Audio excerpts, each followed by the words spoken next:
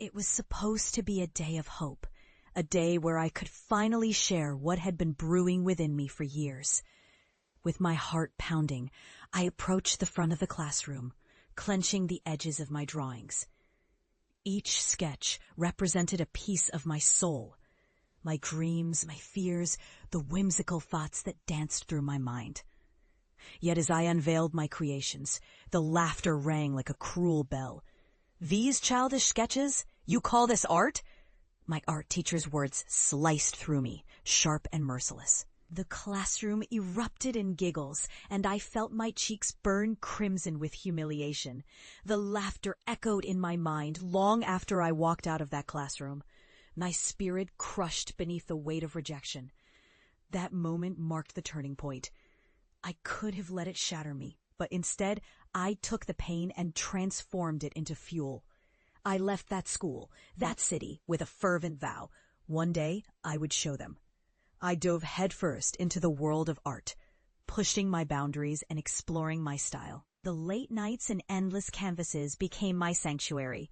Each stroke was a step towards proving my worth, not just to them, but to myself. Years passed, and what was once a flicker of passion ignited into a blazing fire. The art world began to recognize my work. I found myself standing in the heart of Paris, feeling the thrill of the auction house vibrating through my veins. One by one, my pieces captured the attention of art collectors, their bids soaring higher and higher. The moment my first piece sold for a staggering sum, I knew I had broken free from the shackles of that classroom. But it wasn't just the financial success that filled me with a profound sense of achievement. It was the realization that I'd reclaimed my voice, conquered my demons, and transformed the mockery into something beautiful. I felt a rush of pride as I saw the faces of the bidders, their admiration, the way they saw beauty in what once was dismissed and ridiculed. When I returned to my hometown, nostalgia washed over me like a tide, pulling at my heartstrings. I wandered the familiar streets, memories draping over me like a heavy cloak. Finally, I found myself standing outside that school, the very institution that had once belittled my dreams.